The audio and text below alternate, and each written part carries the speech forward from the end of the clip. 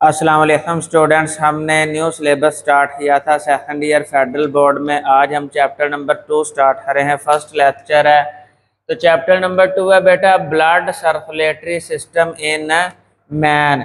ये जो circulatory system होता है ये बेसिकली ट्रांसपोर्ट सिस्टम होता है जो मटेरियल्स ही ट्रांसपोर्ट करवाता है विद इन बॉडी। यानी जिस्म है एक हिस्से से दूसरे हिस्से में जो है वो मटेरियल्स ही मुख्तलिफ जो मालिक्यूल्स हैं उनको एक जगह से दूसरी जगह ले जाने के लिए एक ट्रांसपोर्ट सिस्टम चाहिए। जिस तरह किसी सिटी के अंदर, शहर के अंदर एक जगह से दूसरी जगह जाने के लिए ट्रांसपोर्ट की ज़रूरत होती है, मसलन बसेस की ज़रूरत होती है, तो वहाँ इसी तरह सिमिलरली जो है वो बॉडी के अंदर भी ज़रूरत पड़ती है। अब ज़रूरत क्या है? बॉडी को फूड की ज़रूरत होती है, न्यूट्रिएंट्स की ज़रूरत होती है। वो न्यूट्रिएंट्स उसने खुराक में से लेने होती है, और जो फूड होता है वो स्मॉल इंटेस्टाइन है अंदर डाइजेस्ट होता है। इसी तरह जो फेफड़ों के अंदर ऑक्सीजन होती है, जब हम सांस लेते हैं तो फेफड़ों के अंदर ऑक्सीजन चली जाती है, तो ऑक्सीजन भी पूरे जिस्म को सप्लाई करना ट्रांसपोर्ट है सिस्टम है जिम्मे है। इसी तरह हमारे जिस्म के अंदर कार्बन डाइऑक्साइड जो है वो बन जाती है। उस कार्बन डाइऑक्साइड को जिस्म से निकालने के लिए भी जो है वो फेफड़ों के ज़रिए से सांस जब हम बाहर निकालते हैं तो कार्बन डाइऑक्साइड भी जो है वो फेफड़ों के ज़रिए से बाहर चली जाती है। तो अब बॉडी के अंदर चाहे न्यूट्रिएंट्स की जो ट्रांसपोर्ट हो, चाहे फेफड़ों से ऑक्सीजन ले के बाकी जिस्म की तरफ पहुँचानी हो, चाहे बाकी जिस्म से कार्बन डाइऑक्साइड जो है वो फेफड़ों के ज़रिए से बाहर निकालनी हो, ये तमाम तर जो मालिक्यूल्स हैं, न्यूट्रिएंट्स, ऑक्सीजन, कार्बन डाइऑक्साइड, इससे जिस्म में एक जगह से दूसरी जगह ले जाने के लिए जो सिस्टम इस्तेमाल होता है उसे हम बोलते हैं ट्रांसपोर्ट सिस्टम। और इंसानी जिस्म के अंदर ये ब्लड सर्कुलेटरी सिस्टम जो है वो ये ट्रांसपोर्ट सिस्टम का रोल प्ले करता है। इसके बाद कार्डियोवास्कुलर सिस्टम। कार्डियोवास्कुलर सिस्टम असल में ब्लड सर्कुलेटरी सिस्टम ही है। अब कार्डियोवास्कुलर सिस्टम में अगर देखें तो यहाँ पे दो लफ्ज़ हैं। कार्डियो का मतलब होता है हार्ट, वास्कुलर का मतलब होता है वेसल्स, यानी ऐसा सिस्टम जिसके अंदर दिल और बाकायदा वेसल्स का एक सिस्टम हो। तो हमारा जो कार्डियोवास्कुलर सिस्टम है यानी सर्कुलेटरी सिस्टम है वो तीन हिस्सों पे जो है वो बेस कर रहा है। तीन हिस्से हैं जो कार्डियोवास्कुलर सिस्टम में पाए जाते हैं। पहला नंबर पर हार्ट है। हार्ट जो है, दिल जो है वो पूरे जिस्म की तरफ जो है वो ब्लड को पंप करता है। दूसरे नंबर पर ब्लड है। ब्लड वो फ्लूइड है, वो माया है जो पंप है दौरान जो है, यानी हार्ट जो है वो, दिल जो है वो पंप करता है। वो कौन सा फ्लूइड पंप करता है? वो है जी ब्लड। ब्लड हो ये पूरे जिस्म की तरफ पंप करने में जो है वो इस्तेमाल होता है। नंबर 3, अब जाहिर बात है जो ब्लड है वो किसी यानी हर सिटी के अंदर बसेस ने भी चलना है तो रोड्स पे ही चलना है ना, सड़क पे ही चलना है ना, ये तो नहीं है वो फसलों में चलना शुरू कर दे। इसी तरह अगर हार्ट ने ब्लड को पंप करना है तो जाहिर बात है किसी चीज़ में करना है, तो वो होता है ब्लड वेसल्स, वो नालियाँ जिन्हें अंदर ब्लड जो है वो चलता है। ये नालियाँ जो वेसल्स हैं ये भी तीन तरह की होती हैं। एक होती है आर्टरीज, वेन्स और कैपिलरीज। तो ये आगे हम 1 बाय 1 जो है वो अगले लेक्चर्स में हम डिस्कस करेंगे। अब स्टडी ऑफ कार्डियोवास्कुलर डिजीज, चाहे वो बीमारी जो है वो दिल से रिलेटेड हो, ब्लड से रिलेटेड हो, वो बीमारी चाहे आर्टरीज, वेन्स, कैपिलरीज से रिलेटेड हो, यानी कार्डियोवास्कुलर सिस्टम में चाहे वो तीनों कंपोनेंट्स में से किसी भी कंपोनेंट से रिलेटेड हो, उस डिजीज ही, उस बीमारी की स्टडी जो है वो एंजियोलॉजी है। एंजियोलॉजी मतलब स्टडी ऑफ कार्डियोवास्कुलर डिजीज। अब हम जो कार्डियोवास्कुलर डिजीज सिस्टम में सबसे पहला कंपोनेंट है वो है ह्यूमन हार्ट। इसकी लोकेशन ही बात करें तो इसका जो साइज है, जो पुराने सिलेबस में बताया था वो था अकॉर्डिंग टू योर फिस्ट, यानी आप अपनी जो मुट्ठी है, हाथ की मुट्ठी हो इस तरह बंद करें, तो जितना साइज आपकी मुट्ठी का है उतना ही आपका जो है वो दिल का साइज है। लेकिन जो अब न्यू सिलेबस आया उसमें उसने कहा size of heart is variable, ये वेरी करता है अकॉर्डिंग टू बॉडी साइज। जैसा इंसान का जिस्म है, जिस्म का साइज है, वैसा ही उससे दिल का भी साइज चेंज होता रहता है। एवरेज जो उसने लेंथ और विड्थ बताई हुई है उसने कहा जी 14 सेंटीमीटर जो है ये लॉन्ग है और 9 सेंटीमीटर जो है वो वाइड है। ये MCQ है, जो एवरेज लेंथ और एवरेज विड्थ है ह्यूमन हार्ट की वो इतनी है 14 सेंटीमीटर लॉन्ग और 9 सेंटीमीटर वाइड। अब ये पाया कहाँ पे जाता है, ये विदन मीडियास्टिनम, मीडियास्टिनम होता है ये चेस्ट वाला एरिया, यानी जो चेस्ट है सेंटर एरिया, यानी ये थोरेसिक रीजन में पाया जाता है। दिल है जो बॉर्डर होते हैं ना लेटरल यानी साइड वाले, यानी अगर आप ये दिल बनाएं तो ये विदन मीडियास्टिनम यानी हार्ट है जो है वो सेंटर में पाया जाता है। इससे ये जो लेटरल साइड है, जो साइड पे पाए जाते हैं ये वाले किनारे, ये इधर से फेफड़ों ही जानब होते हैं, यानी इधर जो है वो दोनों तरफ फेफड़े होते हैं। तो इस पोस्टीरियर बाय द बैकबोन, रीढ़ ही हड्डी से पीछे, रीढ़ ही हड्डी से पीछे हर, यानी ये जो दिल है पिछला हिस्सा होता है ये पीछे जो है वो बैकबोन की तरफ होता है, और दिल का जो फ्रंट वाला हिस्सा होता है ये इंटीरियर बाय स्टर्नम, यानी ये स्टर्नम की तरफ होता है। यानी दिल का जो इंटीरियर पार्ट है यानी उसका जो इंटीरियर फेज है वो टूवर्ड स्टर्नम है, यानी ये जो सीने है दरमियान वाली हड्डी है इस तरफ है, और दिल ही जो पोस्टीरियर साइड है यानी पिछली साइड है वो है बैकबोन की तरफ यानी पिछली जानब। तो ये दोनों फेफड़ों के दरमियान में, दोनों फेफड़ों के दरमियान में इसका जो फ्रंटल फेज है यानी इंटीरियर फेज है ये टूवर्ड स्टर्नम है, और जो पोस्टीरियर फेज है ये टूवर्ड बैकबोन है, और इसके जो लेटरल साइड है ये टूवर्ड लंग्स यानी फेफड़ों की तरफ है। और ये शुरू जो होता है बनीथ सेकंड रिब, जहां पर आपकी दूसरी पसली शुरू होती है ये वहां से शुरू होता है, यानी बनीथ सेकंड रिब यानी दूसरी पसली से नीचे होता है, और इसका ये जो टेपर्ड एंड होता है, पॉइंटेड एंड होता है, ये टर्मिनेटिव पॉइंट जो है ब्लंट एपिक्स जो है, यानी ये जो इससे चूंच है ये वाली, ये फिफ्थ इंटरकोस्टल मसल्स यानी फिफ्थ रिब पाई जाती है, पांचवी पसली पाई जाती है, उसका जो इंटरकोस्टल मसल्स होते हैं उसके पास जा है ये एंड होता है, यानी शुरू ऊपर कहाँ से होता है दूसरी पसली से, एंड कहाँ पे होता है पांचवी पसली है जो मसल्स हैं वहां पर जा है ये एंड होता है, तब जा है इसकी जो लेंथ है वो 14 सेंटीमीटर लॉन्ग और 9 सेंटीमीटर वाइड होती है। अब इसके अराउंड दो मेम्ब्रेन्स होती हैं इस तरह, इसके अराउंड जो हैं ये दो मेम्ब्रेन्स होती हैं जो असल में इसकी प्रोटेक्शन हार रही होती हैं, हिफाजत हार रही होती हैं। रोल ऑफ पेरिकार्डियम, पेरिकार्डियम उस लेयर को बोलते हैं, वो लेयर जो दिल है अराउंड होती है, अराउंड सराउंड द हार्ट, और उससे प्रोटेक्शन के लिए होती है।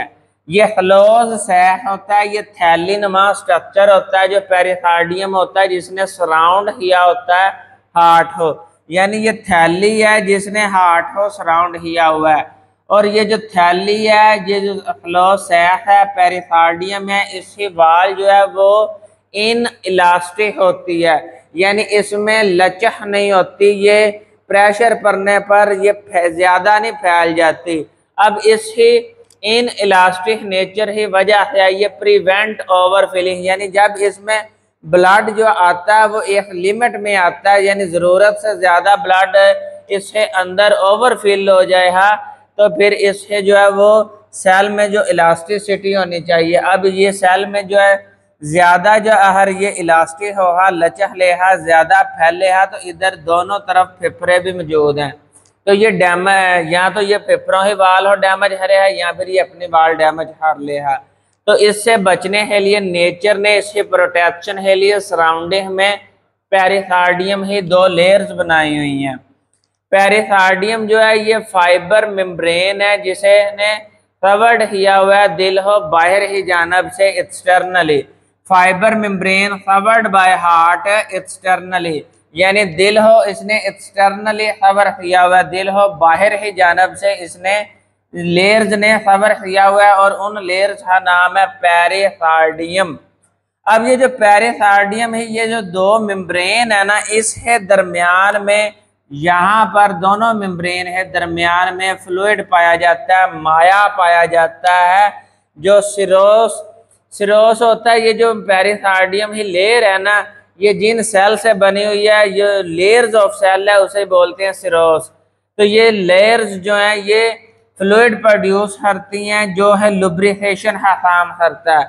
अब ये एक तो हार्ट ही वाल हो मॉइस्चराइज करता है और प्रिवेंट करता है फ्रिक्शन, यानी जब ये दिल बाहर ही जानब ओवर फिल होने की वजह से जब ये बाहर ही तरफ थोड़ा सा फैलता है, तो वो जो फैलने की वजह से यहाँ जो वाल ऑफ लम्स के साथ हर जाए टच भी हो, तो इन दोनों के दरमियान में जो फ्रिक्शन पैदा होती है, रहड़ पैदा होती है, उससे बचाता है।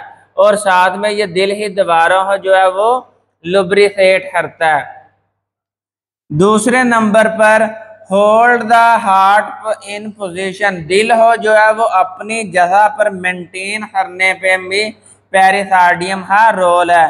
By maintaining the hollow space for heart to expand itself, यानी अगर वो जो हॉलो स्पेस है दोनों फेफड़ों के दरमियान में खाली जगह है, वहीं पर हार्ट को मेंटेन करने के लिए हॉलो स्पेस के अंदर रहने के लिए जो है वो पेरिकार्डियम रोल प्ले करती है। अगर पेरिकार्डियम ना हो तो ये हार्ट ही में जब ब्लड इंटर होता है, ये फैलता, तो ये फैल है जो है वो अपनी ओरिजिनल प्लेस से डिसलोकेट भी हो सकता है, या फिर ये फेफड़ों को भी नुकसान पहुँचाएगा। तो इसे अपनी हॉलो स्पेस, यानी जो इसे स्पेस जगह अलाट की है, ये सिर्फ उसी एरिया में रहने के लिए भी जो है वो पेरिकार्डियल फ्लूइड और पेरिकार्डियम जो है वो हेल्पफुल है। अब parts of pericardium, pericardium he 2 layers हैं, उन्हें उसने अलग-अलग बताया हुआ है। पहली है विजरल लेयर। ये जो विजरल लेयर होती है ये directly cover the outside of heart, यानी दिल से बाहर जिसने दिल को कवर किया हुआ है, यानी ये वाली जो लेयर है जो इनर साइड पे पाई जाती है, जिसने दिल हो बाहर की जानब से डायरेक्टली कवर किया हुआ है, ये है विजरल लेयर। और विजरल लेयर है बाहर जो है वो फ्लूइड पाया जाता है, और उसे बाहर जो है sheath around the outer region of heart, यानी ये जो है दूसरी लेयर जो है ये है पेराइटल लेयर, यानी आउटसाइड इनर साइड पे पाया जाती है विजरल लेयर, आउटर साइड पे पाई जाती है पेराइटल लेयर। अगर हार्ट है आउटर साइड पे देखें तो पहले विजरल लेयर आए है, फिर फ्लूइड आता है, फिर पेराइटल लेयर आती है। Sheath around the outer region of heart, यानी आउटर दिल ही जो बैरूनी जानब है वो पेराइटल लेयर पाई जाती है। Contain fluid in pericardial cavity, इन दोनों लेयर्स के दरमियान में जो स्पेस बचती है वहां पर फ्लूइड पाया जाता है, जो पेरिकार्डियल फ्लूइड के नाम से जाना जाता है। ये असल में फ्रिक्शन से बचाता है। अब structure of wall of heart, दिल ही जो दीवारें हैं उसका ढांचा कैसा है? दिल जो है वो 4 चैम्बर्स पर मुश्तमिल होता है, 4 चैम्बर्स पर, यानी 4 चैम्बर्स पर मुश्तमिल होता है। और ये MCQ है, इसमें 2 एट्रिया और 2 वेंट्रिकल्स हैं, यानी 2 एट्रियम है, right atrium left atrium, right ventricle left ventricle. Atria का मतलब होता है इंट्रेंस, जहां से ब्लड इंटर होता है दिल में, दोनों एट्रिया से ब्लड जो है वो दिल में इंटर होता है, इसलिए उसे हमने एंट्रेंस से जो नाम है एट्रिया दे दिया। और टू वेंट्रिकल, वेंट्रिकल ने ब्लड जो है वो to away from the heart भेजना होता है, दिल से दूर भेजना होता है। और इस वेंट्रिकल को दिल ही बैली भी बोलते हैं, दिल हा पेट जो है वो वेंट्रिकल्स हैं। और ये दोनों तादाद में दो दो हैं, दो ये हैं दो ये हैं, तो टोटल 4 चैम्बर बनते हैं, 4 खाने बनते हैं, 4 हिस्से बनते हैं दिल में। यानी यहाँ पे अगर देखें तो ये ऊपर वाले 2 और ये नीचे वाले 2, right atrium left atrium, right ventricle left ventricle, तो ये 4 चैम्बर बनते हैं। अब दिल ही दीवारें जो हैं ये कितनी किस्म है टिश्यूज मिल है बनाते हैं। तो सबसे बाहर जो लेयर होती है वो है एपिकार्डियम, उसके दरमियान में होती है मायोकार्डियम, और दिल ही जो बिल्कुल इनर मोस्ट लेयर होती है वो है एंडोकार्डियम। एपिकार्डियम जो होती है ये थिन सिरोस मेम्ब्रेन, यानी ये सिरोस मेम्ब्रेन से और पतली सी होती है और ये स्मूथ आउटर सरफेस बनाती है। दिल ही जो बाहर वाली साइड है, दिल ही जो बाहर ये वाली साइड है, यहाँ पे जो आउटर लेयर है वो है एपिकार्डियम, और ये स्मूथ होती है और ये थिन होती है, ब्रीफ होती है। इसके अंदर स्मूथ मसल सी एक और लेयर होती है जिसे बोलते हैं मायोकार्डियम। मायोकार्डियम जो होती है थिक होती है, मोटी होती है, और ये कार्डियक मसल्स सेल से बनी होती है। असल में ये जो लफ्ज है ना मायो, मायो हा मतलब होता है मसल्स, तो ये असल में मसल सेल्स होते हैं, कार्डियक मसल सेल, जिन्हें कंट्रैक्शन और रिलैक्सेशन से जो है वो ब्लड पंप होता है। ये स्ट्राइएटेड मसल्स होते हैं, इनवॉलेंट्री होते हैं, ये हमारे बास में नहीं होता इन्हें कंट्रैक्शन और रिलैक्सेशन। अब मायोकार्डियम से अंदर ही जानब जो है वो है एंडोकार्डियम। एंडो का मतलब होता है इनसाइड, कार्डियम दिल ही दीवार, ये smooth inner surface of the chamber, ये जो चैम्बर होता है उसकी बिल्कुल इनर साइड पे पाई जाती है और ये स्मूथ होती है। ये स्क्यूमस एपिथेलियल सेल ही बनी होती है। एपिथेलियल सेल जो होते हैं ये असल में स्किन सेल्स होते हैं, जिस्म है तमाम हिस्से जो हैं वो एपिथेलियल सेल से बने हुए होते हैं। अब एपिथेलियल ही भी आए, डिफरेंट टाइप्स हैं, columnar epithelial cell, cuboidal epithelial cell, squamous epithelial cell. तो उसमें स्क्यूमस एपिथेलियल सेल जो है ये एंडोकार्डियम बनाती है जी। इसके बाद है heart valves are formed by folding of endocardium and connective tissues. दिल है जो है वो 4 वेल्व होते हैं, जिसे आप आम जबान में बोलते हैं दिल है 4 वाल होते हैं। वो जो 4 वाल होते हैं ना वो दरअसल एंडोकार्डियम ही फोल्ड होती है।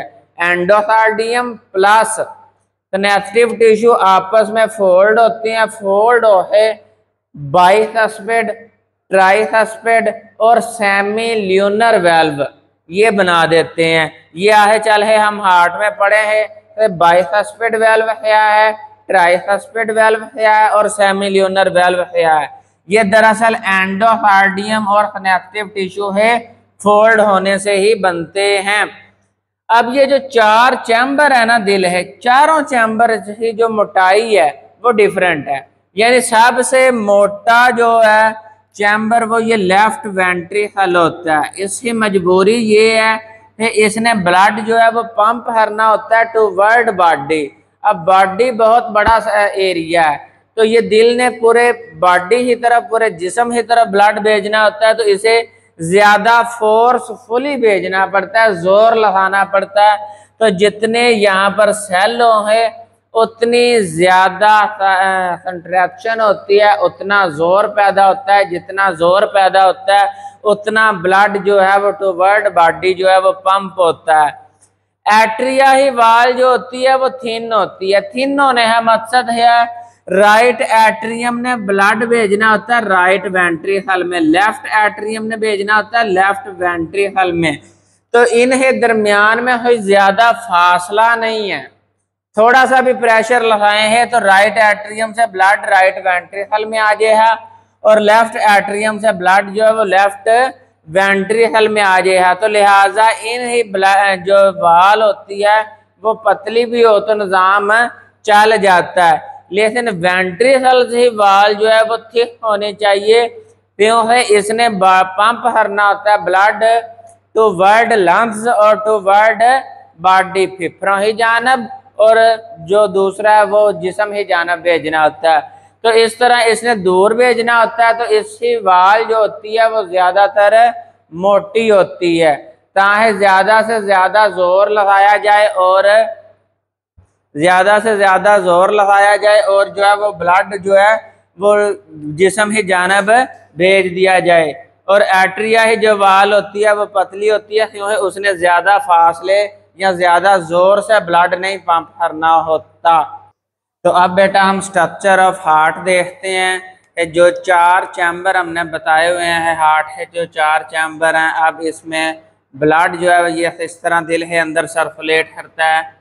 तो ये बेटा सबसे पहले जो ब्लड इंटर होता है राइट एट्रियम में होता है, राइट एट्रियम में ब्लड इंटर होता है और लेफ्ट एट्रियम में ब्लड इंटर होता है।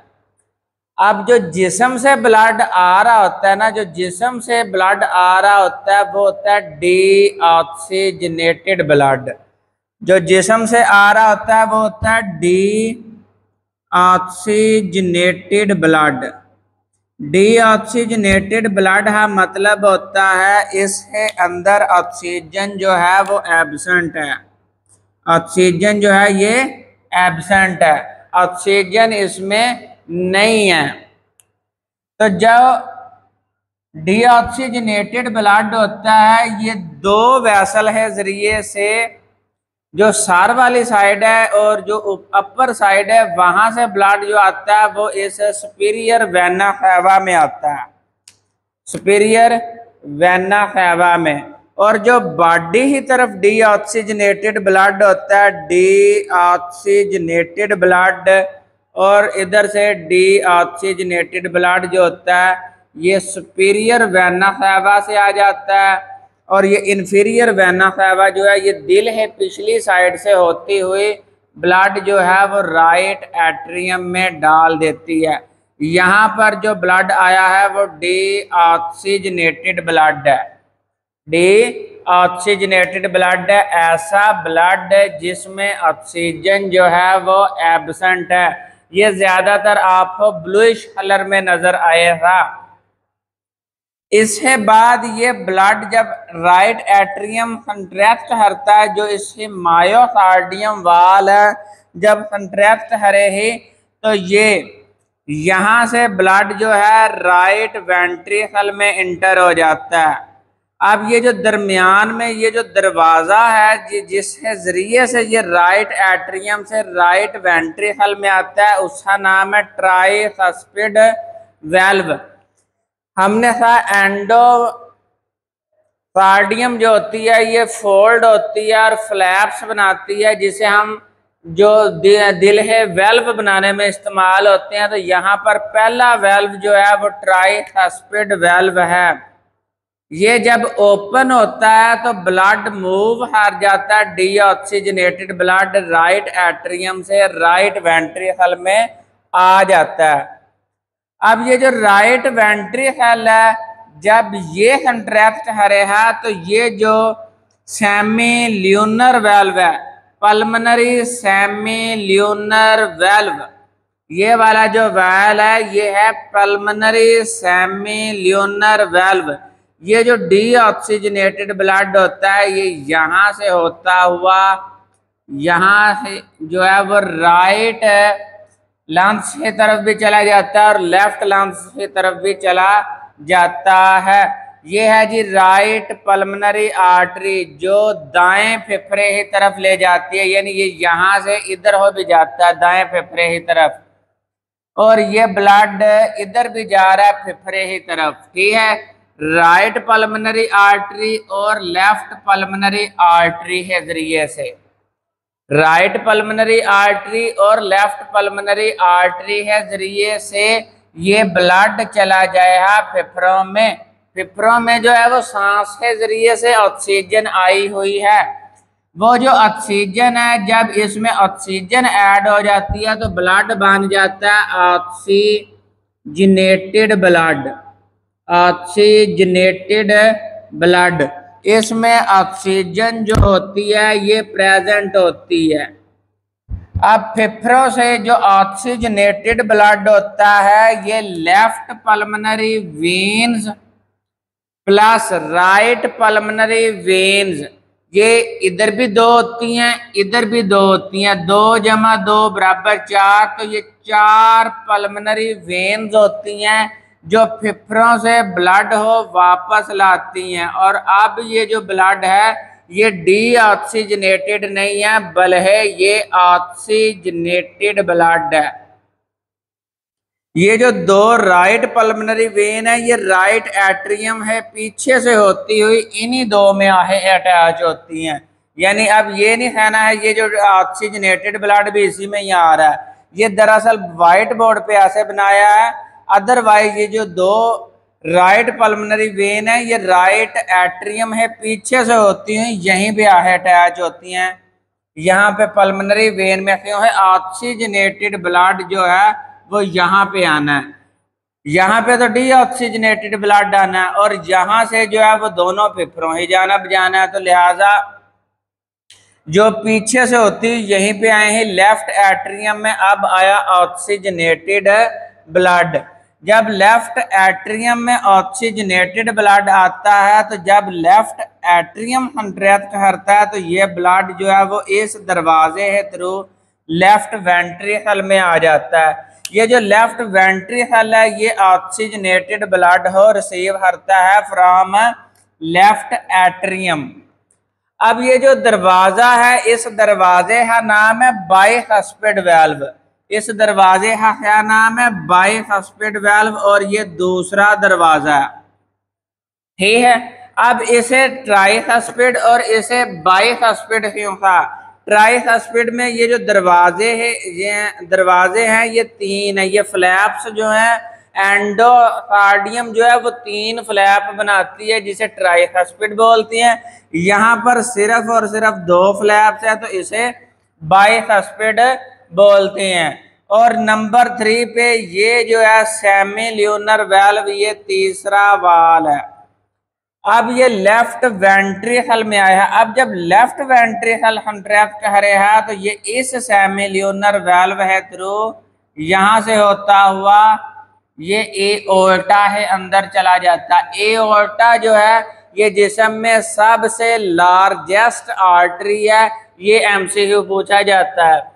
अब ये जो यहाँ से ब्लड जब जाएगा तो यहाँ से ये 3 हिस्सों में बाइफरकेट होती है, 3 हिस्सों में डिवाइड हो जाती है, 3 हिस्सों में 3 रास्ते बनते हैं। एक रास्ता है ब्रैकियोसेफेलिक ट्रंक, दूसरा है लेफ्ट कैरोटिड आर्टरी, तीसरी जो है वो है सब क्लेवियन आर्टरी।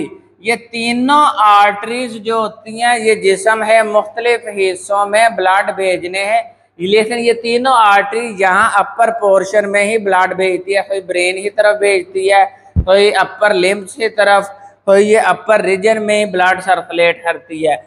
यही एओर्टा जो है वो ब्लड यहाँ से लेता हुआ इससे बैक साइड से होता हुआ नीचे ही तरफ लोअर बॉडी की तरफ चला जाता है। यानी ये आर्टरी सबसे बड़ी आर्टरी है जो इसी दिल है पीछे से गुजरती हुई यहाँ से पूरे जिस्म की तरफ ब्लड हो ले जाती है। तो इस तरह ये पूरे दिल है अंदर डीऑक्सीजनेटेड और ऑक्सीजनेटेड ब्लड जो है वो ट्रांसपोर्ट होता है। अब जब डीऑक्सीजनेटेड ब्लड राइट एट्रियम में भरता है ना तो उसी तरह उसी टाइम जो है वो फेफड़ों की तरफ ब्लड आया होता है वो भी लेफ्ट एट्रियम में आ जाता है। यानी ये नहीं है पहले राइट एट्रियम फिर राइट वेंट्रिकल फिर लेफ्ट एट्रियम फिर लेफ्ट वेंट्रिकल, चारों खाने अलग-अलग कंट्रैक्शन रिलैक्सेशन नहीं करते, बल्कि जब एट्रियम ने कंट्रैक्ट करना है तो बोथ एट्रिया कंट्रैक्ट करते हैं। जब वेंट्रिकल ने कंट्रैक्ट करना है तो बोथ वेंट्रिकल ने कंट्रैक्ट करना है। अलहदा अलहदा नहीं होते।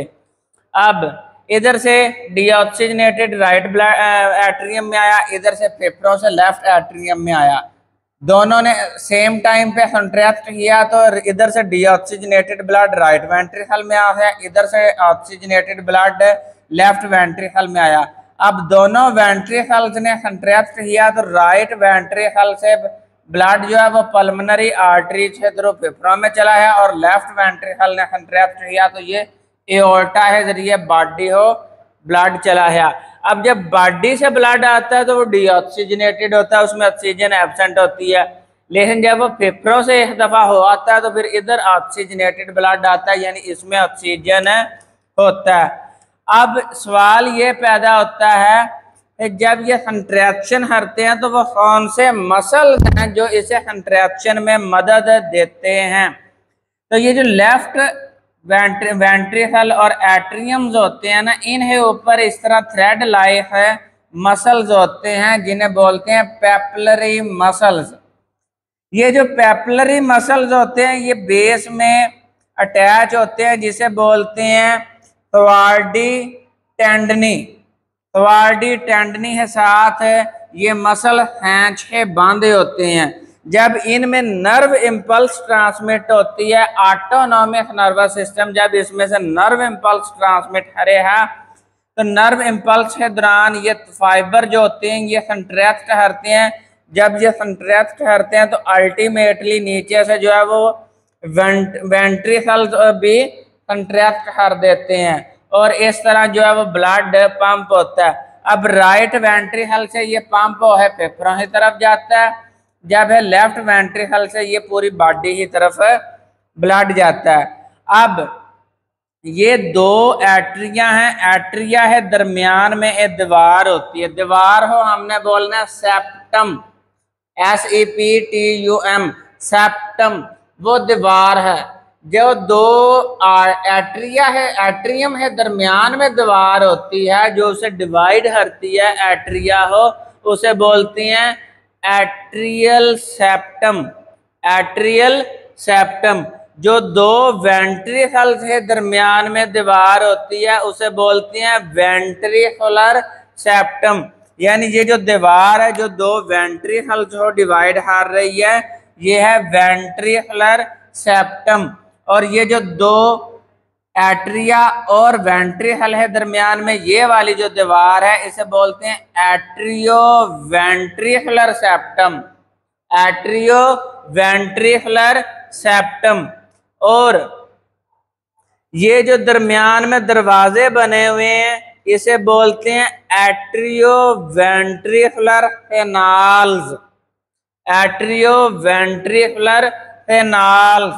अब 3 वेल्व तो आपके सामने है, 4th वेल्व ये वाला सेमिल्यूनर वेल्व है, ये वाला एओर्टिक सेमिल्यूनर वेल्व, इसका नाम है पल्मोनरी सेमिल्यूनर वेल्व। क्यों है? ये ब्लड हो पल्मोनरी ट्रंक में भेजता है और ये एओर्टा में ब्लड भेजता है तो इसे बोलते हैं एओर्टिक सेमिल्यूनर वेल्व।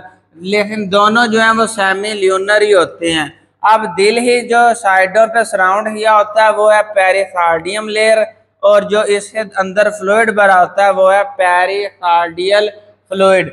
इस तरह ये पूरे दिल का स्ट्रक्चर है, इस तरह ब्लड सर्कुलेशन होती है। तो अब right atrium receive blood, right atrium blood receive करता है सुपीरियर वेना कैवा से, इंफीरियर वेना कैवा से। इसी तरह लेफ्ट एट्रियम जो है लेफ्ट एट्रियम जो है ये ब्लड रिसीव करता है पल्मोनरी वेन से जो फेफड़ों से आ रही होती हैं, दोनों से ऑक्सीजनेटेड ब्लड। ये 4 पल्मोनरी वेन होती हैं, 2 पल्मोनरी वेन इधर से, 2 पल्मोनरी वेन इधर से। ये जो पल्मोनरी वेन है राइट पल्मोनरी वेन ये भी दिल है पीछे से होती है, यहीं पे अटैच होती हैं। इंटर एट्रियल सेप्टम, इंटर है मतलब दरमियान, एट्रियल दोनों एट्रियम है दरमियान, सेप्टम दीवार, दोनों एट्रिया है दरमियान में जो वैल होती है उसे दीवार होती है उसे हम बोलते हैं इंटर एट्रियल सेप्टम। और ये एट्रिया और वेंट्रिकल है दरमियान में ये जो कैनाल है, ये जो रास्ता है इसे बोलते हैं एट्रियो वेंट्रिकुलर फेनाल, ये असल में फ्लैप्स होते हैं, सब्स होते हैं जिन्हें हम बोलते हैं फ्लैप्स, यानी ये ट्राइसस्पिड वेल्व और बाइसस्पिड वेल्व। इसके बाद राइट वेंट्रिकल और right left atrium, right ventricle और लेफ्ट वेंट्रिकल। ये जो राइट वेंट्रिकल होता है ये जो है ब्लड हो भेज देता है पल्मोनरी ट्रंक में, और पल्मोनरी आर्टरी है थ्रू फेफड़ों तरफ जो है वो ब्लड चला जाता है। लेफ्ट वेंट्रिकल जो है ये ब्लड हो एओर्टा की तरफ भेज देता है, और एओर्टा जो है ये लार्जेस्ट आर्टरी है। ये एमसीक्यू में बार बार पूछा जाता है, जिस्म में सबसे बड़ी आर्टरी कौन सी है? एओर्टा। इसके बाद है दोनों वेंट्रिकल है दरमियान में ये वाली जो दीवार है interventricular septum, tricuspid valve, right atrium और राइट वेंट्रिकल है दरमियान में ये जो एट्रियो वेंट्रिकुलर कैनाल है इसे हम बोलते हैं ट्राइसस्पिड। ये जो लेफ्ट एट्रियम और लेफ्ट वेंट्रिकल है दरमियान में ये जो रास्ता है इसे बोलते हैं बाइसस्पिड, और इसका दूसरा नाम है मिट्रल वेल्व। इसके बाद है पेपलरी मसल्स, ये जो मसल्स थ्रेड लाइक शेप में यहाँ पे बने हुए हैं जिनकी कंट्रैक्शन की वजह से जो है दिल की कंट्रैक्शन होती है। कॉन शेप्ड मसल्स होते हैं जो आगे अटैच होते हैं, जो बाउंड हुए होते हैं, टाइटली अटैच होती हैं, क्वाड्री टेंडनी है साथ ये।